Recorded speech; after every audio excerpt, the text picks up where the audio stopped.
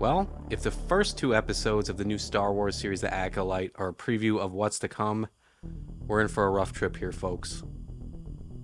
I don't think it's a stretch to say that Star Wars as a franchise has been absolutely assaulted by creator Leslie Headland and Disney fat cat Kathleen Kennedy.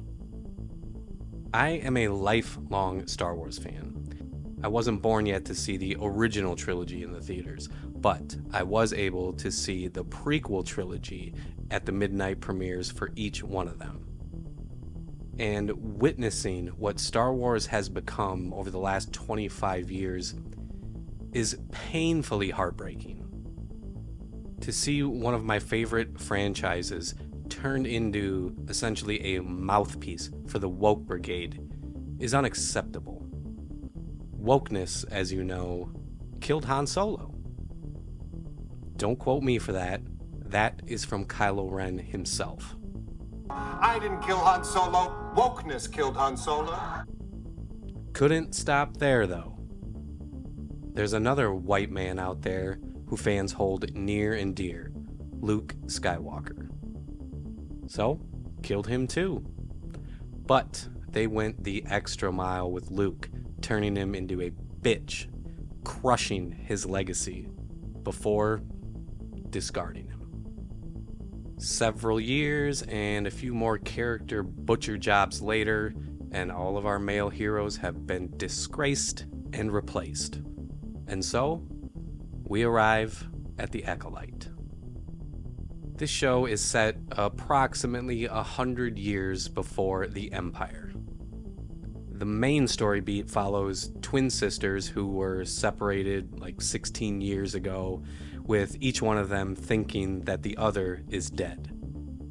One of the twin sisters, Osha, is taken in and trained by the Jedi for several years before she decides that life as a mechanic would be a better fit for her. Meanwhile, the other twin, May, has been trained in the dark side by some mysterious figure who is yet to be revealed, and she is out to kill some Jedi. 4 Jedi, to be exact, and after 2 episodes, 2 of them have already been killed by May, who were pretty much the only white people we've seen so far. The white man even had to be forgiven for his past crimes before being allowed to kill himself. I'm sure there's nothing subliminal going on there. So now only 2 remain on her hit list, one of which is a Wookiee. A Jedi Wookiee. If that 4th Jedi is white, or even worse, a white male, oh, he dead.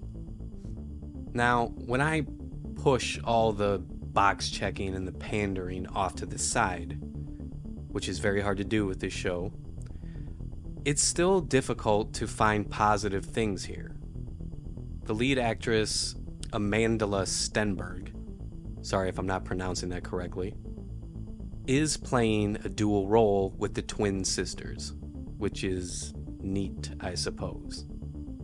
I will say that she is much more convincing as Osha, with her just more positive demeanor, while May, on the other hand, is just already a very forgettable villain. The Michael B. Jordan Killmonger haircut has claimed another victim in this show, so that's fun. I do imagine that some folks will like the more martial arts-oriented action that we've seen so far in this show, but I'm not one of them. For one thing, I didn't think the choreography was much better than passable. It wasn't exactly Jet Li up there. And Donnie Yen in Rogue One is about as close to martial arts as I'm comfortable getting in Star Wars. For me, personally, I just think it feels out of place in this universe. It just doesn't belong. And you know what else doesn't belong? Agenda pushing and political messaging. And this show has doubled down on that crap, wearing it on its sleeve. In recent interviews, creator Leslie Headland has said that she's kind of going for a gay Frozen. Now, I I do not understand this approach to creating anything. A person's sexuality isn't just some ingredient that you can add that will suddenly just make the content better. It's not how it works. So I really wish these showrunners and executives would just get over themselves already and realize that. Bad characters or good characters are not tied to a sexual preference. So anyway, I guess my expectations for the remainder of the show couldn't be any lower.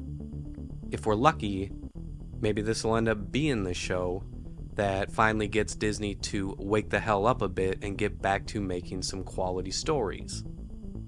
And that is my 2 cents on the premiere of The Acolyte. Get down in the comments and let me know what you guys thought of it, but let's try and keep it civilized down there. Thanks again for watching, guys. I'll see you again. I am out of here.